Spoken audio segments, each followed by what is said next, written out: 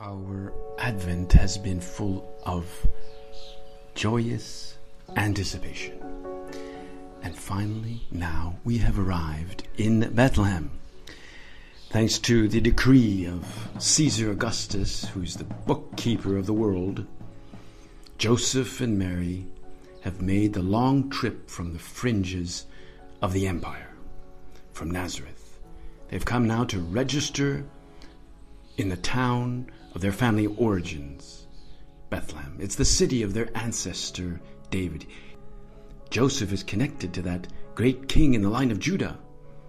But now he will be connected to the King of Kings in the line of Adam, the firstborn. I know, my Lord, that you see me, that you hear me. I've come now with this couple to adore, and I ask your grace for these minutes of true, new, and fruitful prayer. The couple's guardian angel will help us too. Luke describes this moment with great precision. It's that moment when God bursts into history. It has to be marked exactly.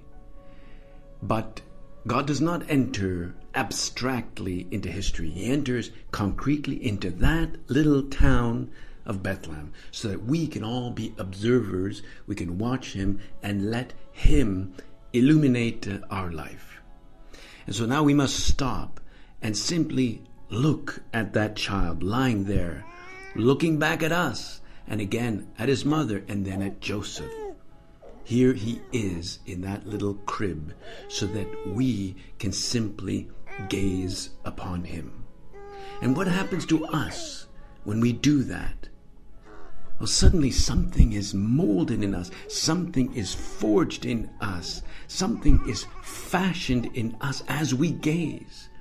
And while we do this, something deep happens deep down within us, kind of under the hood, in our soul, in our mind, in our heart, more than we ourselves can imagine. In fact, if we were to turn away our sight from him, even just for a moment, well, all things suddenly look unbeautiful because God is not there.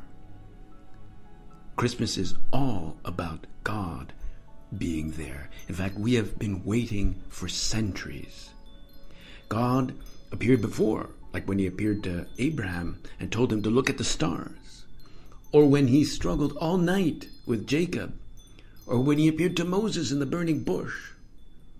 But now those very same stars that Abraham saw, those very same stars are looking down on this holy family, making its way now through the agitated streets of Bethlehem.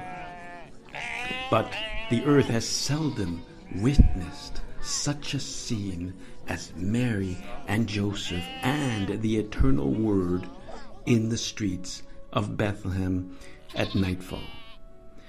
There's commotion, there's some traffic, there's the sound of people partying in their homes. But you and I must now move in closer to observe. Let's try to give him now a little bit of silence, a contemplative silence, as the whole adventure is reawakened now in the depths of our soul. The cold, early evening of winter was closing in. Mary and Joseph had really tried in vain to get some lodging. It might look like a romantic painting or a scene from a movie. But Mary, who is the first in the hierarchy of creatures, she's the Queen of Heaven, she's eternally predestined to be the Mother of God. Well, within her bosom was the incarnate God himself, the eternal Word, the maker and sovereign of all those who are there in Bethlehem. He's the actual judge of every passing soul at that hour. And yet, there is no room for them in the inn. There is no room for them in Bethlehem, because the village was occupied with other things, more important according to the world's estimates of what is really important. Lord, you were not considered important enough. The imperial officers of the census, well, they were the great men. These were the important ones. Imagine Caesar Augustus. He had before him stretched a huge map labeled Orbis Terrarum Imperium Romanum. And so all the nations of the world had to be subject to him because he was important. All were subject to Rome, the capital, and that was important. But Bethlehem, not really that important. In the meantime, in Bethlehem, well, rich visitors had booked the best rooms that the inns could offer. The 5-star places were all busy. Most private houses would have family relations in from the country. Everybody was busy. Yet that obscure group from Nazareth, that carpenter from Galilee, that youthful mother, that hidden word, for them there was no room. Now, if a kind of gentle sadness passed over Joseph as he was repulsed from house to house, because he thought Mary and the child, he thought of them.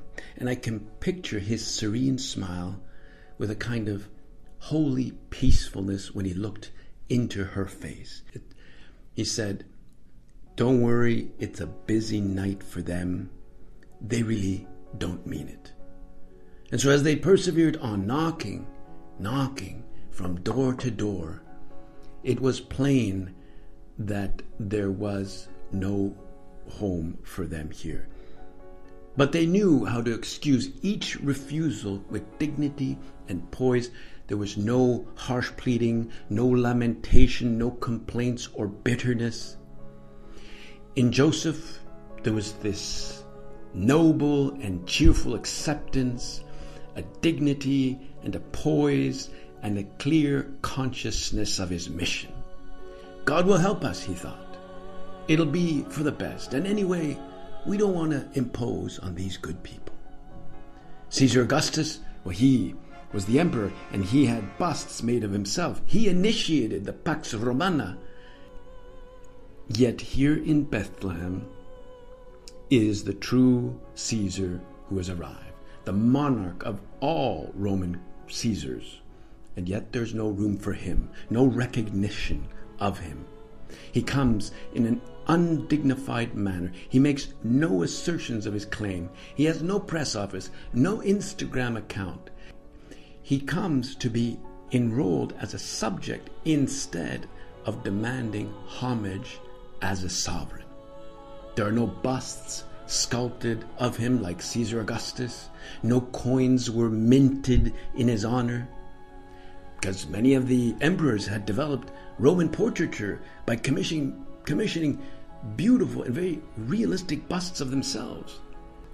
These busts legitimize their authority or align themselves with their revered predecessors. But this was not your way, Jesus. In fact, there was even a shadow of Calvary in the twilight there gathered around Bethlehem that night. Just as no one in Jerusalem would take him in during the Holy Week or give him food so that he had to retire to Bethany. In the same way now in Bethlehem, nobody will take him in or give shelter to him beneath which he could be born.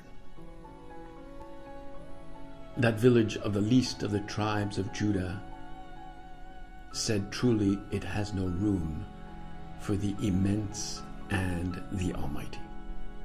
But the cattle, the sinless cattle, well, they gave him an unbegrudging welcome in an old cavity in the earth, perhaps fire-rent and water-worn, with a musty smell, maybe a sticky floor, furnishing him at least with a roof somewhat less cold than the starry night of the winter.